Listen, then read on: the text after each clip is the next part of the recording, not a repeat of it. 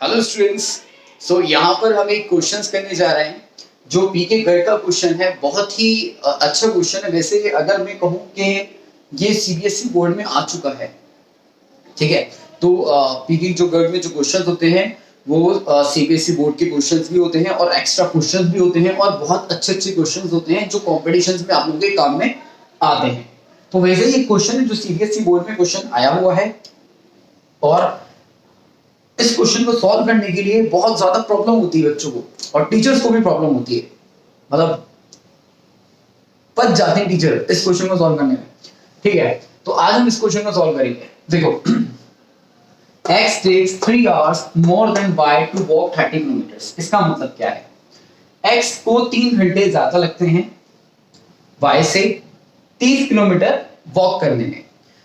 अब इसमें एक बात समझने वाली बात है, जो x और y है ये कोई पर्सन की बात कर रहा है। मतलब x कोई पर्सन होगा और y जो है वो कोई पर्सन होगा, उसका नाम समझ सकते हो कि कोई नाम होगा, ठीक है। आगे देखो, but if x double space, इसका मतलब ये है, पेस का मतलब होता है स्पीड। अगर x जो है अपनी स्पीड डबल कर ले, he is ahead of y by 1.5 hours। मतलब अगर x जो है अपनी स्पीड डबल कर लेता है तो वो क्या होगा, y से कितना आगे निकल जाएगा? 1.5 घंटा आगे निकल जाएगा। अच्छा सर, कोई 1.5 घंटा आगे निकल जाएगा, तो इसका मतलब क्या होता है? वो y से 1.5 घंटा पहले पहुंच जाएगा। इसका मतलब ये होता है, ठीक है। चलो, find there speed of walking. हमें क्या करना है? उनकी स्पीड ऑफ वॉकिंग फाइंड करना है। अब एक बच्चे ने बोला, सर मुझे एक डाउट हो गया, ये आपने जो समझाया ना, he is ahead of y by 1.5 hour, इसका मतलब क्या हो? मैंने कहा देख, खुद सोच।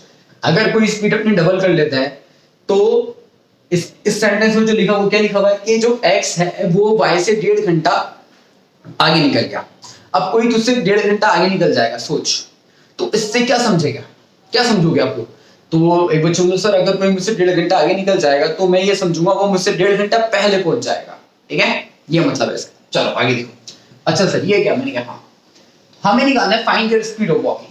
तो हमें दोनों की स्पीड फाइंड आउट करनी है। तो हम इसका सॉल्यूशंस करते हैं। Let the speed of x and y be let's v u and v respectively, u and v kilometer per hour respectively,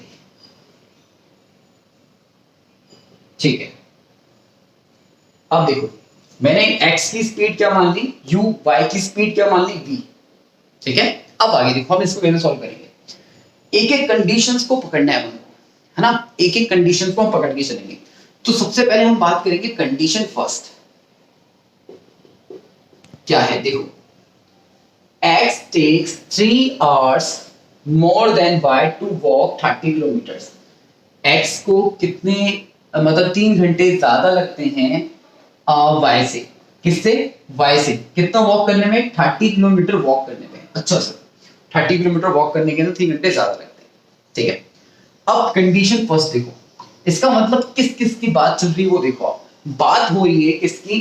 time की, स्पीड की और डिस्टेंस की। और मैं आपको बहुत बार समझा चुका हूं, जब भी इन तीनों की बात आएगी तो दिमाग के अंदर नॉक होना चाहिए स्पीड का फॉर्मूला। किसका फॉर्मूला होना चाहिए? स्पीड का फॉर्मूला नॉक होना चाहिए। अच्छा सर, स्पीड का फॉर्मूला नॉक होना चाहिए। मैंने कहा हाँ, ठीक है। तो सबसे पहले हम किसकी बात कर रहे हैं? x की बात कर लेते हैं या y की बात कर लेते हैं, ठीक है। तो सर ने कहा सर x की बात कर लेते हैं, ठीक है। चलो x की बात कर लेते हैं। तो हम किसकी बात कर रहे हैं? सबसे पहले फॉर x के लिए। अब स्पीड का जो फॉर्मूला होता है वो क्या होता है? स्पीड इक्वल्स टू होता है distance upon time. Distance upon time होता है। अब देखो, जो मैंने x की स्पीड ली है वो क्या लिए? u लिए, ठीक है। स्पीड, अब डिस्टेंस कितनी चल रहा है? 30 किलोमीटर चल रहे हैं दोनों को, ठीक है। और जो टाइम लग रहा है, टाइम कितना लग रहा है? सोचो, टाइम कितना लग रहा है? टाइम लग रहा है y से 3 घंटे ज्यादा।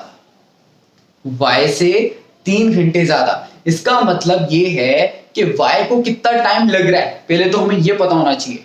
तो y को हम क्या ले लेते हैं, हम y का टाइम ले लेंगे t, कि y को कितना टाइम लग रहा है, t टाइम लग रहा है। तो इसमें जो टाइम लगेगा x के लिए वो कितना लगेगा, t+3 लगेगा।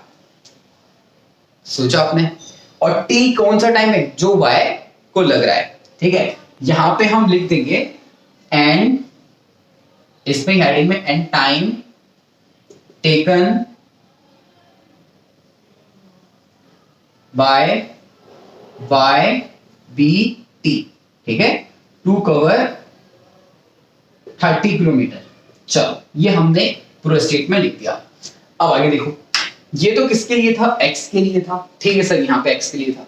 अब मैं क्या कर रहा हूँ, क्रॉस मल्टीप्लाई करके यहाँ पे इसको ऐसे लिख रहा हूँ, t+3 = 30/u, ऐसे लिख रहा हूँ। सर आपने ऐसा क्यों लिखा, अभी पता चल जाएगा मैंने ऐसा क्यों लिखा। और इसको नाम दे दिया मैंने 1 नंबर। क्या नाम दे दिया मैंने इसको, 1 नंबर नाम दे दिया। अच्छा सर, ये 1 नंबर नाम दे दिया। अब किसकी बात करूंगा मैं, y की बात करूंगा। किसके लिए, y के लिए। तो यहां पे लिख रहा हूं मैं फॉर y, वही स्पीड का फॉर्मूला क्या होता है, डिस्टेंस अपॉन टाइम। और स्पीड क्या है y की, वो है v, और डिस्टेंस कितनी है 30 किलोमीटर, और टाइम कितना लगता है उसको, t लगता है। क्या कितनी कवर करने में, 30 किलोमीटर कवर करने में। तो यहाँ पे लिख दिया मैंने t, ठीक है। और इसको मैं कैसे लिख सकता हूं, t = 30/v। बताओ, लिख सकते हैं? बिल्कुल सर, लिख सकते हैं, कोई डाउट नहीं। इसको ले लिया मैंने 2 नंबर। अच्छा सर, इसको आपने 2 नंबर ले लिया, मैंने कहा हाँ, ये 1 नंबर और ये मैंने ले लिया 2 नंबर, है ना। अब क्या करेंगे, अब एक बार खुद सोचो, हमें u और v की वैल्यू निकालनी है, हमें t का कोई भी काम नहीं है। तो हम एक बात कर सकते हैं क्या, कि t की वैल्यू उठा के मैं यहाँ पे रख दूं, या फिर मैं ये करूं कि इन दोनों इक्वेशंस को क्या कर दूं, सबट्रैक्ट कर दूं। ये मैं कर सकता हूं, ठीक है। चलो ये आप लोग नोट डाउन कर लेना। अब देखो ध्यान से, किस तरह से हम करेंगे ना, बहुत ही इजी है, it's not a big deal. देखो इन दोनों को क्या करें, माइनस करें, या फिर इसके अंदर हम वैल्यू रखें। तो हम क्या करते हैं, सर वैल्यू रख दो या माइनस कर दो, चलो ठीक है, हम ऐसे कर रहे हैं, फर्स्ट माइनस सेकंड, माइनस ही कर देते हैं। तो फर्स्ट माइनस सेकंड हम करेंगे, तो देखो क्या होगा, फर्स्ट माइनस सेकंड कर दिया मैंने। तो फर्स्ट इक्वेशन ये है, सेकंड इक्वेशन ये है। तो फर्स्ट वाली इक्वेशन क्या आ जाएगी, t+3, ठीक है, -t = तो यहाँ पे कितना हो जाएगा, 30/u, ओके, माइनस, और यहाँ पे क्या, यहाँ पे कितना आ जाएगा मेरे पास, 30/v आ जाएगा, ठीक है सर। और t से t कैंसिल हो गया। अच्छा सर, t से t कैंसिल हो गया, मैंने कहा हाँ, t से t हमारा क्या हो गया, कैंसिल हो गया। अब हमारे पास क्या बचा, देखो 3 बचा, = 30/u बचा, -30/v बचा। अच्छा सर, ये बचा। अब इन सब में देखो क्या कॉमन है, 3 से डिवाइड कर सकते हैं। तो यहाँ पे 1 10/u -10/v हमारे पास बचा। यहां तक कोई डाउट है? नहीं, इट्स वेरी इजी। तो इसको हम नाम दे देंगे इक्वेशन नंबर फर्स्ट। ये हमारी कंडीशन फर्स्ट भी है और इक्वेशन नंबर हमारी फर्स्ट भी है, ठीक है। चलो अब हम बढ़ते हैं आगे हमारी कंडीशन सेकंड की तरफ। कंडीशन सेकंड देखो, अब क्या हुआ, x जो है उसने क्या करा, अपनी जो स्पीड है वो क्या कर ली, डबल कर ली। x ने अपनी स्पीड क्या कर ली, डबल कर ली। तो वो y से कितना आगे निकल गया, 1.5 घंटा आगे निकल गया। इसका मतलब ये है कि y जब तक पहुंचेगा, मतलब y से 1.5 घंटे पहले पहुंच जाएगा। इसका मतलब ये है, मैं आपको पहले ही बता चुका हूं, ठीक है। तो देखो ध्यान से, अच्छा सर तो क्या होगा, देखो अब x ने तो स्पीड अपनी डबल कर ली, तो x की फॉर x हम किसकी बात कर रहे हैं, फॉर x की बात कर रहे हैं। तो उसकी क्या हो जाएगी, 2u हो जाएगी। स्पीड क्या कर ली उसने, डबल कर ली। डिस्टेंस 30 किलोमीटर तक ही जाना है, ठीक है। और टाइम क्या लगेगा भाई, y से 1.5 घंटा कम लगेगा। तो इसका मतलब t - 3/2, 1.5 घंटे को मैं कैसे लिख सकता हूँ, 3/2 लिख सकता हूँ। It's very simple. अच्छा फिर मैं वैसे इसको लिखूंगा, t - 3/2 = 30/2u लिख दूंगा। It's very simple. अब आगे देखो, अब उसी तरह से हमारे पास क्या होगा, फॉर y के लिए, y में कोई चेंज हुआ, y में तो कोई चेंज ही नहीं हुआ। तो इसका मतलब क्या होगा, इसको वही हम नाम दे देंगे 3 नंबर। अब y तो सेम है, तो y की स्पीड तो क्या होती है हमारे पास, y की स्पीड तो v है, और डिस्टेंस वही 30, और टाइम वही, हमको क्या लग रहा है, t लग रहा है। इसमें तो कोई चेंज हुआ ही नहीं। अच्छा सर कोई चेंज हुआ? मैंने कहा हाँ बिल्कुल चेंज हुआ। तो ये है हमारा 4 नंबर इक्वेशन। सर अब क्या करोगे? मैंने कहा वही दिमाग लगाओ। इसको 4 नंबर नहीं देंगे, इसको पहले इस तरह से लिखेंगे t इक्वल्स टू 30/v। अब 4 नंबर देंगे। अब देखो, अब मैंने इसको 4 नंबर दे दी इक्वेशन। अब हम क्या करेंगे? वही सब्ट्रैक्ट करेंगे, 4 माइनस 3 करेंगे या 3 माइनस 4 करेंगे, बात सेम है, कोई भी डिफरेंस उसमें नहीं है। तो यहाँ पे हम वही चीज करेंगे, 3 माइनस 4 करेंगे, 3 माइनस 4। अगर जब हम 3 माइनस 4 करेंगे तो देखो क्या होगा, 3 ये है 4 ये है, तो यहाँ पे हमारे पास हो जाएगा t minus 3/2 minus T equals to 30/2u minus 30/v हो गया। ठीक है सर, ये हो गया। t से t हमारा क्या हो गया? कैंसिल हो गया। t से t क्या हो गया? कैंसिल हो गया। अब हमारे पास बचा गया, वो देखो यहाँ पे सॉल्व करना है। ये इससे कैंसिल हो गया, यहाँ पे आ गया माइनस 3/2 और equals to 30/2u minus 30/v। ठीक है सर, ये हो गया। अब देखो यहाँ पे 3 से फिर डिवाइड कर देंगे, यहाँ पे क्या हो जाएगा? माइनस 1/2 इक्वल्स टू 10/2u और ये माइनस यहाँ पे हो जाएगा हमारा 10/v हो जाएगा। ठीक है। अच्छा सर ये भी हो गया। अब देखो ये इससे कट रहा है तो यहाँ पे हम 5 लिख सकते हैं, इसका मतलब माइनस 1/2 और ये 5/u माइनस 10/v हमारे पास आ गया। हमें क्या करना है? u और v की वैल्यू को क्या करना है? हमें कैलकुलेट करना है। ठीक है। हाँ क्वेश्चन देखो डिफिकल्टी है, इजी नहीं है ना। चलो आगे हम कर रहे हैं।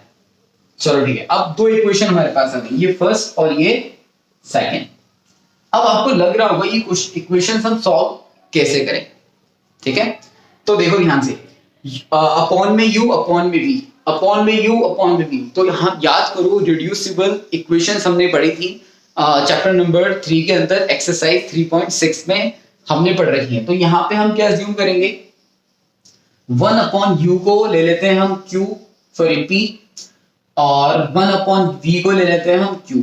ठीक है, ये हमने क्या कर लिया? अज्यूम कर लिया। अच्छा सर अज्यूम कर लिया, तो इससे क्या फर्क होगा? मैंने कहा देखो इससे ये फर्क होगा, ये इक्वेशन क्या बन जाएगी? 1 equals to 10p minus 10q।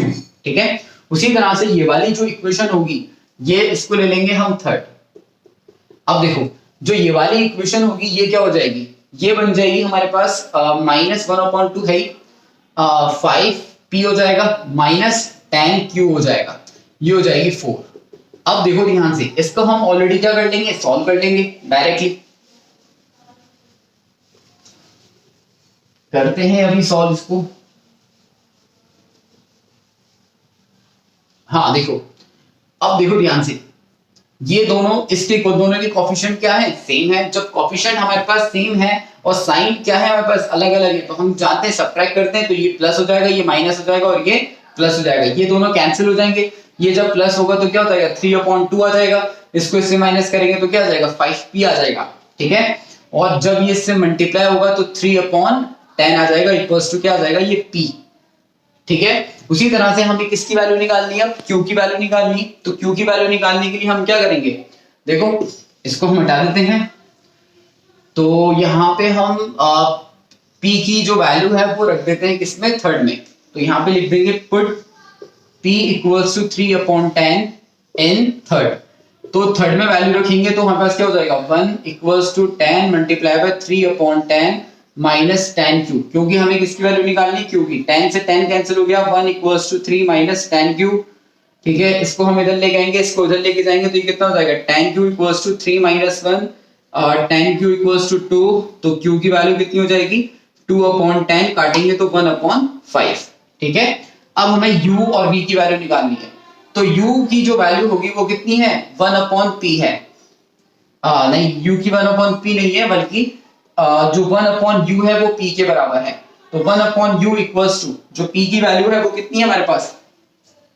3/10। तो u की जो वैल्यू होगी वो कितनी हो जाएगी? 10/3 किलोमीटर पर आवर। सिंपल। उसी तरह से हमारे पास 1 जो v होगा उसकी वैल्यू कितनी है? q है। तो 1/v इक्वल्स टू जो q है वो कितना है? q देखो 1/5, तो यहाँ पे आ जाएगा 1/5। तो v की वैल्यू कितनी हो जाएगी? 5, मतलब किलोमीटर पर आवर। एक बार हम अपना आंसर क्या कर लेते हैं? चेक कर लेते हैं। हाँ देखते हैं, बहुत तगड़ा क्वेश्चन है, बहुत ही तगड़ा क्वेश्चन है। जब भी तो मैं कहता हूँ ये क्वेश्चन जो है वो टीचर्स भी उस पर काफी अटक जाते हैं। तो 21 y की है स्पीड 5 किलोमीटर पर आवर, बिल्कुल सही है। और x की है 10/3 kilometre per hour, 10/3 kilometre per hour. ठीक है, बिल्कुल सही है। Okay, thank you so much.